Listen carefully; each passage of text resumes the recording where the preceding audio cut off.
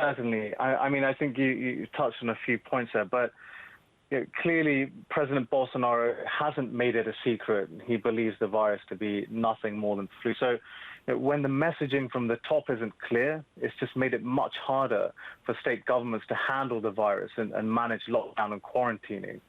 It's also why the country's seen two health ministers leaving office in a matter of weeks. And I believe that Bolsonaro has his eye on the economy and he's seeking to reduce the economic impact as much as possible by encouraging lockdowns to be ended and people to go back to work.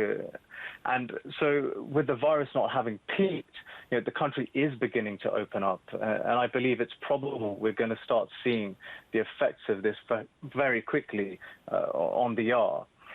From an investment perspective, the Brazilian market's still some 40% off of its peak in US dollar terms. And that's a big difference to the MSCI index. I think actually it makes it one of the reasons why it's among the more interesting places to search for investment ideas. Post-fiscal reforms and conquering inflation, Brazil's in a stronger position to face future economic pressures. And I think it's worth looking at what's happened in previous instances to show how such oversold regions can perform post a crisis period. And taking a couple of examples, 2 years post.com, Latin America as a region outperformed the MSCI Emerging Markets Index by over 40%. Similarly, 2 years post-08, the region has outperformed by over 30%. So I think this underscores our thinking, at least, that the region still offers a lot of value.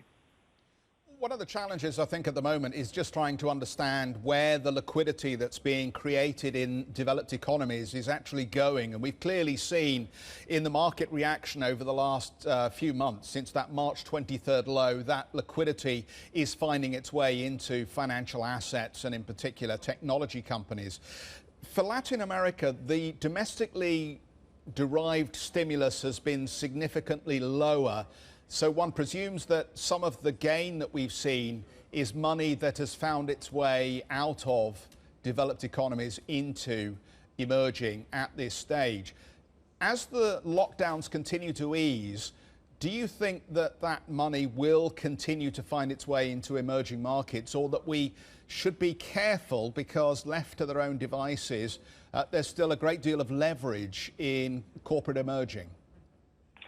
Well, actually, up until now, and just to focus on Brazil, net buyers have been local investors. And it's only since the end of May and early June that we've started seeing international investors putting money back into Brazil.